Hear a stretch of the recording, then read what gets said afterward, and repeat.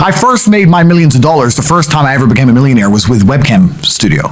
Oh, really? I didn't know that. Yeah, this is how I first ever made money. I mean, I was a kickboxing world champion, but kickboxing's not boxing, right? Yeah. So I'd make like $100,000 a fight. You fight 2 or 3 times a year. You pay 20% to your manager. You pay taxes, but you're not rich. So you get like 30 to 40% of the money. Yeah, and I didn't consider myself rich. Like 30, 40 grand chunks, twice a year, maybe 3 times a year. And living in London, London rents, need a car. Mm-hmm. You're trying, like you're not rich in any way. And that's actually the reason I retired, because I woke up one day and I thought, I'm giving 6 hours a day of absolute focus and energy to this.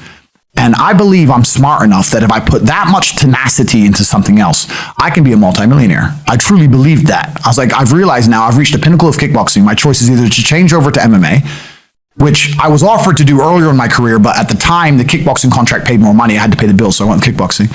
Change over to MMA, learn to wrestle, change over to UFC, blah, blah, blah. But this is also like 7, 8 years ago, where even the UFC didn't pay the money it pays now. Mm-hmm. But the UFC still doesn't pay that much money from what I understand. No, if you're like top 5 or champion, yeah. But most of the dudes you're going to see there in the prelims, they're getting 10 grand a fight, 9 grand a fight. It's nothing, right? Mm-hmm. So it'd be like starting my career all over again. And at the age of 28, I thought, I don't have the gumption to start again. I've been through hell for this. I've broken my hand 8 times. My ribs have been broken. Mm-hmm. I don't want to do this all over again. So what do you do when you realize that, hey, maybe I don't want to keep fighting? I decided to get rich. What does that mean to you? When you're sitting there, you're getting, $30,000-$40,000 kind of net on a per fight basis. Is rich to you like, hey, I want a couple $100,000, $1 million, $20 million, $1 billion? I wanted 30 or 40,000 every month. 30 or 40,000 every month, so about $500,000 a year, give or take. Okay. I thought if I had that much money, I could do whatever I wanted. Okay. That's what I decided I wanted to do. So what's step 1 that you do? So step 1 is, maybe that's how we ended up here together, my friend. Step 1 is, decided to be very logical about it. Chess player, right? So it's like, I want money. What is money? How do banks work?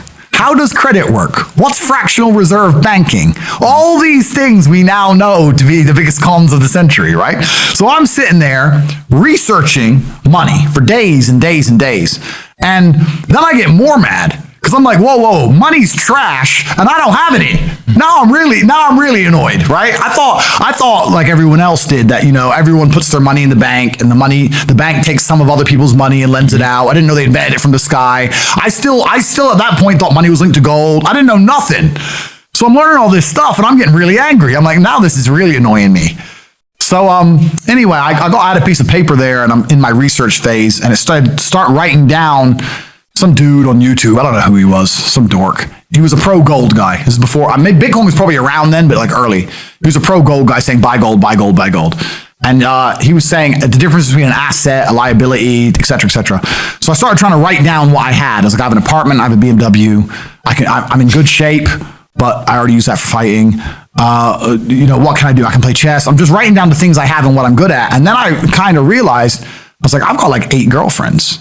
because I was traveling the world, and if you win, you get a ring girl. It's kind of like she's banging the winner, right? You win a world title, you get to choose the ring girl you want. It's pretty easy, right? So I had a girlfriend in Slovakia, I had a girlfriend in France, I had a girlfriend in England, all these girlfriends. Do they know about each other? No. Okay. But they find out pretty soon. So I had all these girlfriends, so I'm like, maybe I could open a strip club and like be a pimp, and, be a gangster about it. And then opening a strip club. That's literally the first thing you thought about was opening a strip club? Well, I thought I have these beautiful girls. How can this is before like Twitch existed. Mm-hmm. So I was like, what can I do with these hot girls? I was like, it's just an asset, right? There's these girls and a lot of them were messaging me. They thought I was this millionaire world champion. They all wanted to come London, live with me and thought I was a big boy millionaire and all this stuff. So it's like they do because of social media. Well, partially because of that, and also because they met me. I turn up, I fight, I win the world title, I leave. We're texting each other. They assume I'm this big boy, right? So I'm kind of like, what am I going to do? What am I going to do?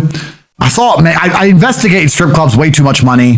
But this asset class of beautiful women was kind of on my mind for a few days. And then by absolute coincidence, I stumbled upon somewhere on the internet. I was on one of those websites where you used to download like free games and bullshit from. And in the corner somewhere it said, hot girls want to talk to you now or something. I said, hot girls. So I clicked on that, not because I was interested, but because I thought I have hot girls. And it was one of those webcam websites. And I was like, so these girls sit here and talk to dudes for money.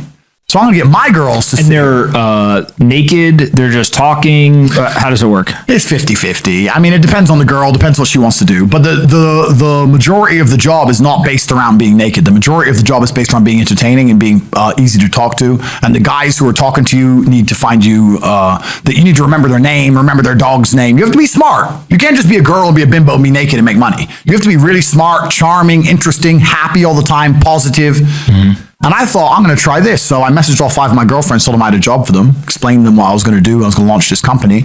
4 of them agreed. All 4 flew in, sat around the same table. They're all like, who's she, who's she, who's she? I'm like, well, you're all my girlfriends. 2 more left. And then 2 stayed. And that was the beginning of my little attempt at a webcam empire. And I put the girls there. And my role in it all was I did all the tech side of stuff, which is the first thing, of course. And then also, and I get called a pimp a lot. But and the reason I use the term is because I don't see it as a negative term. I see it as positively inspirational and motivating person. I'd motivate the girls. I'd make sure they did their job properly. If they had a bad day online, I'd come up with a good excuse for them. Oh, it's been a football game. It's been really busy. Don't worry. You're so beautiful. Don't be upset. You did better than her. You did the best today. I keep everything organized, put the schedules together, all that kind of stuff. And is it hard? It's hard because women have to want to work for you. Okay. Women have to want to obey you.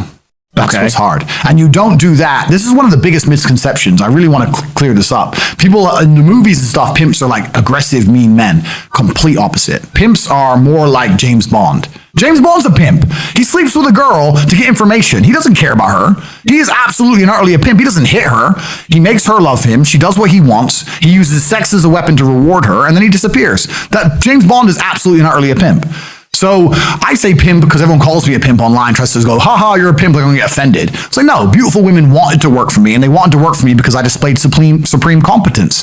And they knew if they worked for me, they'd make a lot of money. So whenever I was out, I'd meet a waitress and say, well, look, you're working 10 hours a day for pennies. You can work 10 hours a day for me, make 10 grand a month, or 20 grand a month. And over time, I just built up this big little empire of webcam girls. At one point, I had 4 locations, 75 girls working for me.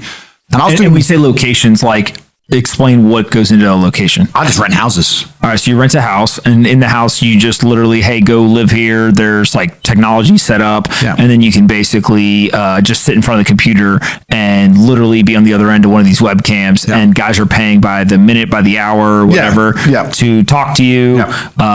It's their choice whether they are doing it fully clothed, just talking, getting naked, whatever, and then you're taking some cut of it. Yeah, basically. So I had girls who would live in the house, and that was pretty impressive. I just broke down the webcam business. You done it, man. You nailed it. No background information. Yeah, you nailed it. You nailed it. You nailed it. So the girls who lived in the house would have set amount of hours they want to do, and then we'd have rooms that they could book in and do X amount of hours. A girl could come and do 1 a week or whatever. We'd have rooms they could share.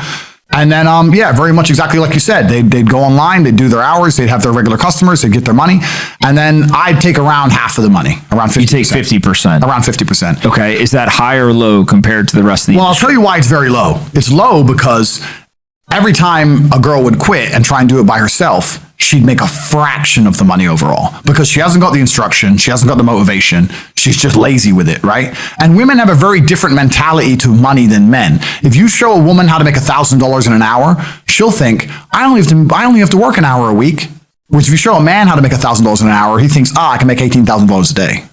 That's the difference between us. So if I had a girl working for me making 20,000, she got 10, I got 10. If she quit, she'd make 3 for herself, if that.